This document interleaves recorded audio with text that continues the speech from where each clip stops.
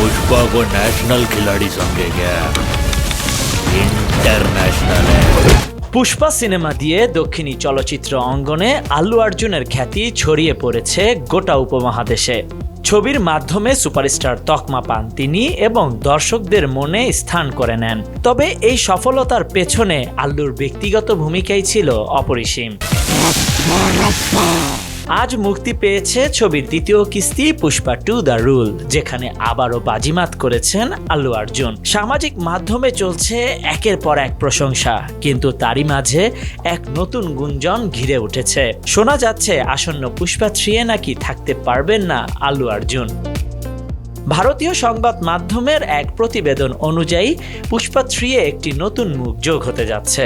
সম্প্রতি বিজয় দেবরাকোন্ডার একটি tweet viral হয়ে ওঠে, যেখানে তিনি জানিয়েছেন তারই হাতে থাকবে পুষ্পা 3-এর নেতৃত্ব। এখন অনুরাগীদের মনে একটাই প্রশ্ন, তাহলে কি আসলেই আল্লু অর্জুন বাদ পড়ছেন, কিংবা পুষ্পা 2 দ্য রুল সিনেমায় আল্লু অর্জুন মারা যাবেন, বা তার জায়গায় কি আসছেন বিজয় দেবরাকোন্ডা? পুষ্পা টিম এ বিষয়ে কোনো পরিষ্কার মন্তব্য করেনি। তবে বিজয়ের এই টুইট একেবারে স্পষ্ট যে পুষ্পা 3-এ তার উপস্থিতি নিশ্চিত।